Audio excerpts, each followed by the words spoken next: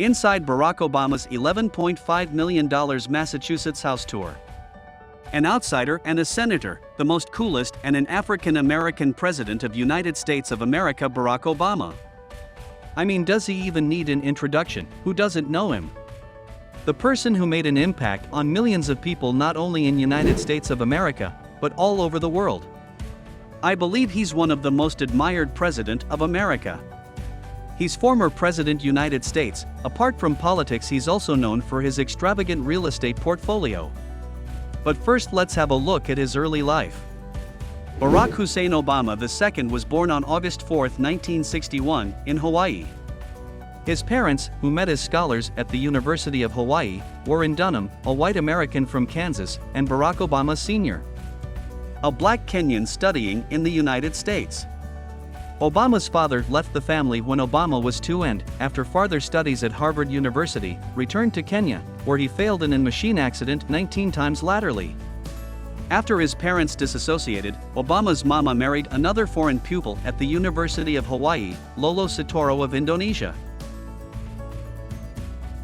From age 6 through 10, Obama lived with his mama and stepfather in Indonesia, where he attended unqualified and Muslim seminaries.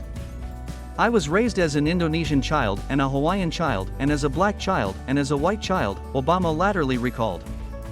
And so what I served from is a multifariousness of societies that all fed me. Concerned for his education, Obama's mama transferred him back to Hawaii to live with her parents, Stanley and Madeline Dunham, and to attend Hawaii's prestigious Punahou School from 5th grade through scale from High Academy. While Obama was in academy, his mama disassociated Sitoro, returned to Hawaii to study artistic anthropology at the university, and also went back to Indonesia to do field exploration.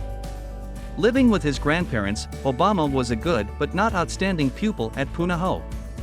He played varsity basketball and, as he latterly admitted, dabbled in medicines and alcohol, including marijuana and cocaine.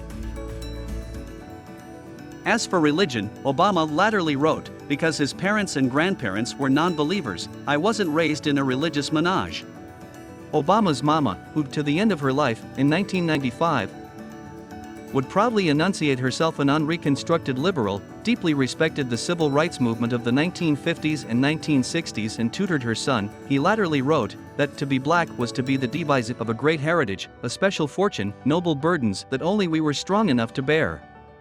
But, as culturally different as Hawaii was, its African American population was minuscule.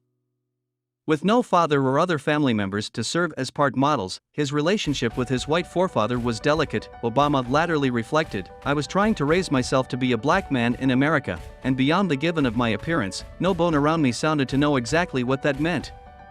Obama left Hawaii for counsel, enrolling first at Occidental College in Los Angeles for his beginner and sophomore times, and also at Columbia University in New York City. He read deeply and extensively about political and transnational affairs, graduating from Columbia with a political wisdom major in 1983. A movie interpretation of his Columbia Times, Barry, was released in 2016. After spending in fresh time in New York as an experimenter with Business International Group, a global business consulting establishment, Obama accepted an offer to work as a community organizer in Chicago's largely poor and black South Side. As chronicler David Mendel notes in his 2007 book, Obama From Promise to Power, the job gave Obama his first deep absorption into the African American community he'd endured to both understand and belong to. In 1988, Obama enrolled at Harvard Law School, where he bettered as a pupil, graduating magna cum laude and winning election as chairman of the prestigious Harvard Law Review for the academic time 1990 to 1991. Although Obama was a liberal, he won the election by prevailing the journal's outnumbered conservative staffers that he'd treat their views fairly, which he's extensively conceded to have done. As the first African American chairman in the long history of the Law Review, Obama drew wide media attention and a contract from Random House to write a book about race relations.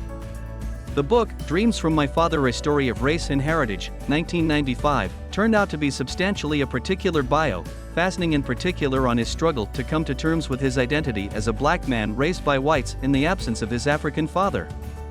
In 2008, a year after beginning his campaign, and after a close primary campaign against Hillary Clinton, he was nominated by the Democratic Party for president. Obama was elected over Republican nominee John McCain in the general election and was inaugurated alongside his running mate Joe Biden on January 20, 2009. Barack Obama served as the 44th President of the United States.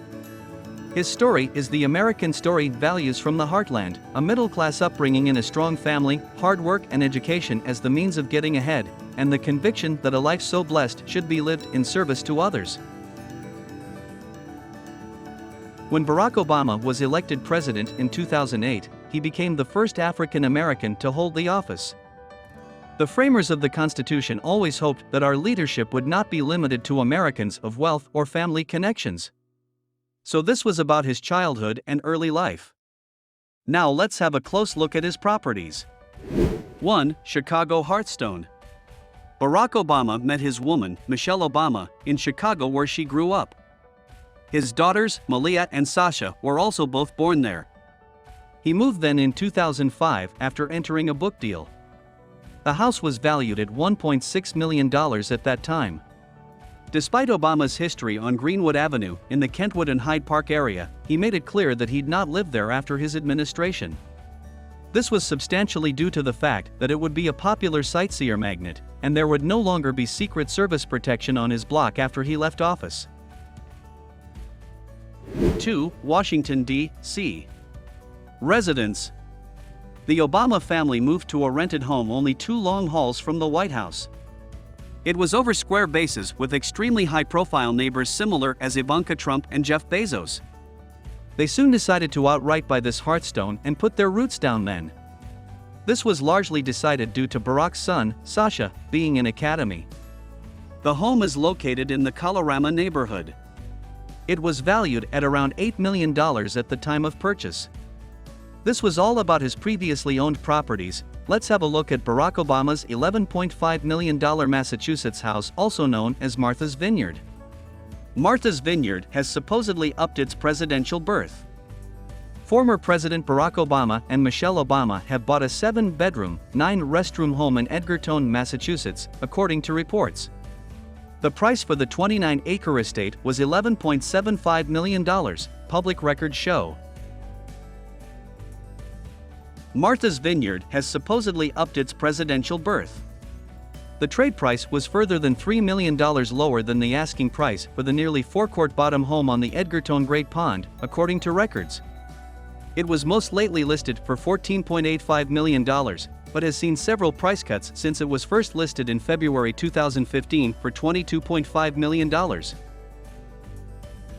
Rumors about the Obamas buying the Edgartown home have been swirling since the summer, when the family rented the Hearthstone, the Wall Street Journal reported at the time. Representatives for the family declined to note.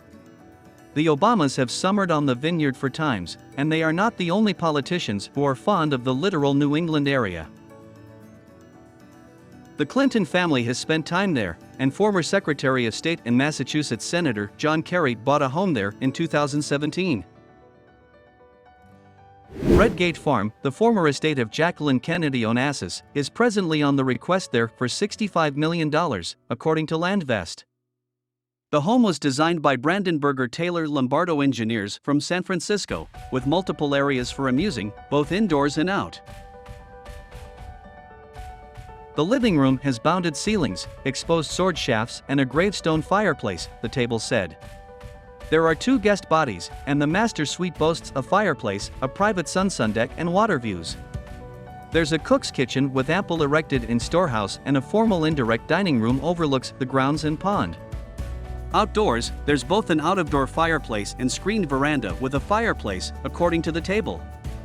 There's also a pool and a jacuzzi off the alternate bottom deck that has extensive views of the water. The property offers direct access to the pond, and includes a boathouse and a private sandfront with seated rights, as per the table. So this was all about Barack Obama's life and all his properties. And a tour of his huge Martha's Vineyard. So if you enjoyed watching this video, do not forget to like, share, and subscribe. Turn on the notification bell so that you get notified as soon as we upload a video. Do not forget to comment down your views and thoughts on this video. And I'll see you in next one.